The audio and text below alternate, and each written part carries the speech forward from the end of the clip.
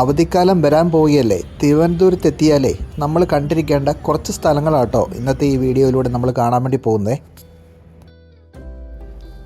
തിരുവനന്തപുരം നഗരത്തിൻ്റെ ഹൃദയഭാഗത്തെ east ഫോർട്ടിലുള്ള Sunil's wax മ്യൂസിയമാണ് ഇത്. സുനിൽ എന്ന് പറഞ്ഞയാൾ മെഴുകിൽ തീർത്ത ആൾരൂപങ്ങളാണ് കേട്ടോ ഈ മ്യൂസിയം നിറയെ ഉള്ളത്.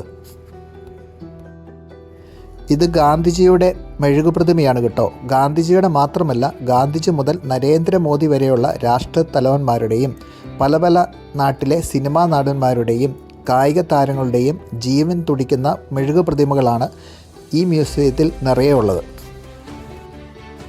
ഇതിൻ്റെ ശില്പിയായ സുനിൽ ജീവിച്ചിരിക്കുന്ന പലരുടെയും പ്രതിമകൾ തീർത്തിരിക്കുന്നത് അവരുടെ അടുക്കൽ നേരിട്ടെത്തി അവരുടെ ശരീരത്തിൻ്റെ അളവും നിറവും ഘടനയുമെല്ലാം നേരിട്ട് മനസ്സിലാക്കിയിട്ടാണ് കേട്ടോ.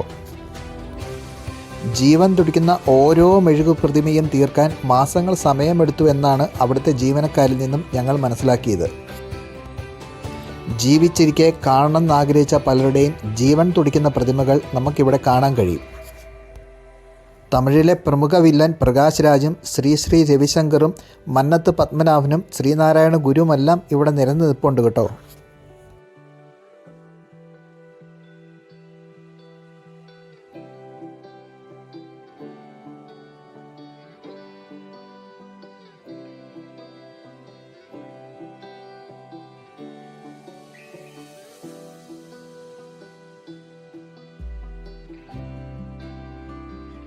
ഞാൻ നേരിട്ട് കാണണമെന്ന് ആഗ്രഹിച്ച 2 പേരാണ് കേട്ടോ, ഫ്രാൻസിസ് മാർപ്പാപ്പയും ഉമ്മൻചാണ്ടിയും. ഇവരുടെ ജീവൻ തുടിക്കുന്ന പ്രതിമകളാണ് കേട്ടോ ഇവിടെയുള്ളത്.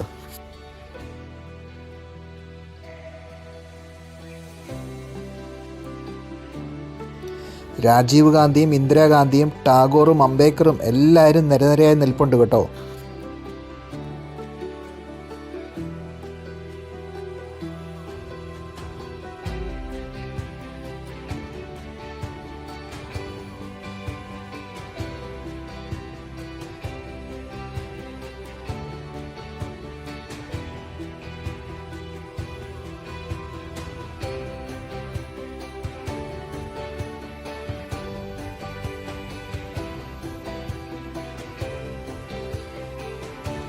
ഇന്നസെൻറ്റിൻ്റെ പ്രതിമ ഇന്നസെൻറ്റ് നേരിട്ട് വന്ന് കാണുന്നതിൻ്റെ ചിത്രങ്ങളും ഇവിടെ ഒട്ടിച്ചിട്ടുണ്ട്.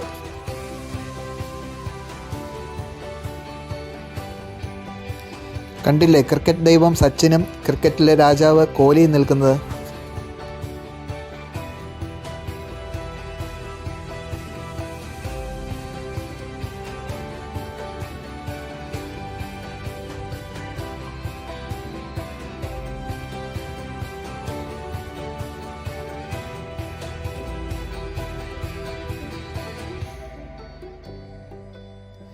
മലയാളത്തിലെ സിനിമാ താരങ്ങളായ മമ്മൂട്ടിയും മോഹൻലാലും ജയനും ഒക്കെ ഉണ്ട് കേട്ടോ.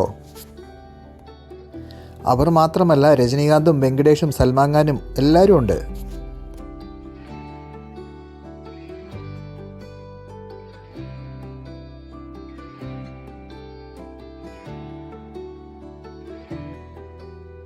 മുൻ മുഖ്യമന്ത്രി VS അച്യുതാനന്ദൻ്റെയും പ്രധാനമന്ത്രി നരേന്ദ്രമോദിയുടെയും മെഴുകു പ്രതിമകൾ ഉണ്ടാക്കുവാനായി അവരുടെ ശരീരത്തിൻ്റെ അളവുകൾ എടുക്കുന്ന ചിത്രങ്ങൾ കൂടി ഇവിടുത്തെ ചുമരുമേൽ പതിപ്പിച്ചിട്ടുണ്ട് കേട്ടോ.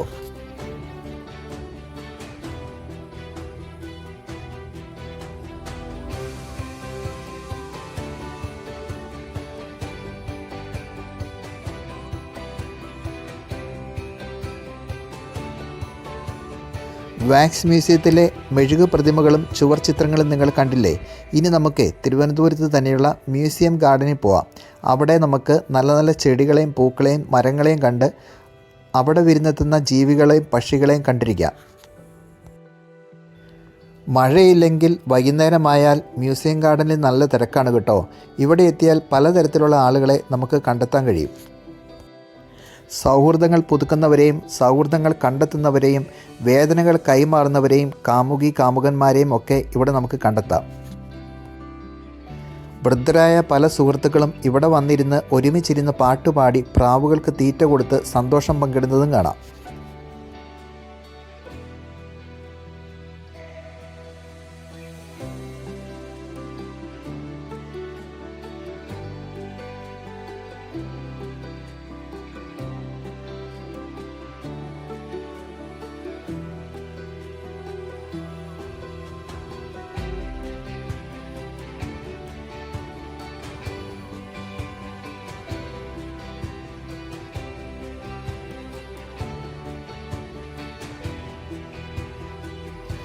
ആളൊഴിഞ്ഞ ഇരുമ്പ് ബെഞ്ചിൽ ഞങ്ങളും ഒരു സീറ്റ് തരപ്പെടുത്തി കേട്ടോ.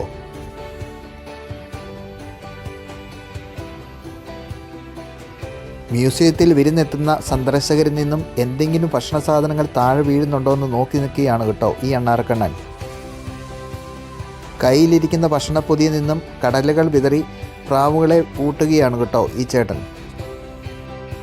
ഈ കൊച്ചുകുട്ടിയും കയ്യിലിരിക്കുന്ന കപ്പലണ്ടികൾ എറിഞ്ഞിട്ട് കൊടുത്ത് പ്രാവുകളെ ആകർഷിക്കുകയാണ്. കണ്ടില്ലേ, ക്ഷമ നശിച്ച പ്രാവിൻ കൂട്ടം കൊച്ചുകുട്ടിയുടെ മടിയിൽ കയറിയിരുന്ന് കപ്പലണ്ടി കൊത്തുന്നത്.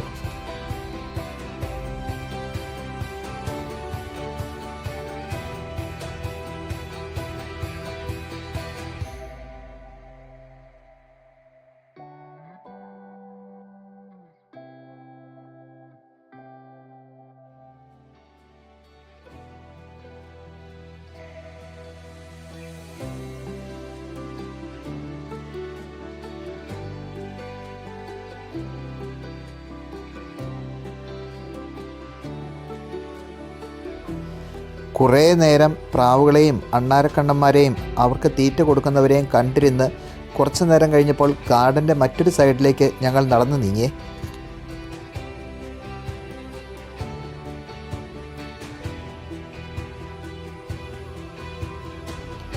അസ്തമയ സൂര്യൻ്റെ മങ്ങിയ വെളിച്ചത്തിൽ ഇവിടുത്തെ പല സ്തൂപങ്ങളും കെട്ടിടങ്ങളും കാണാൻ നല്ല രസമുണ്ട് കേട്ടോ.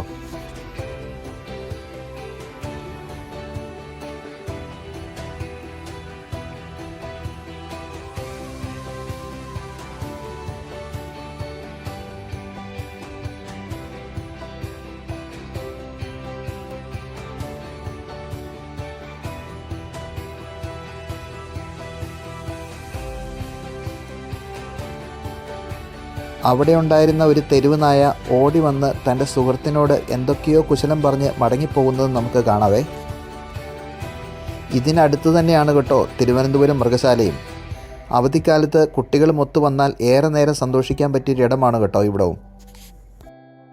ഇത്തരം വീഡിയോകൾ നിങ്ങൾക്ക് ഇഷ്ടപ്പെടുന്നെങ്കിൽ ചാനൽ സബ്സ്ക്രൈബ് ചെയ്യുവാനും പേജുകൾ ഫോളോ ചെയ്യുവാനും ഓർക്കുമല്ലോ അല്ലേ.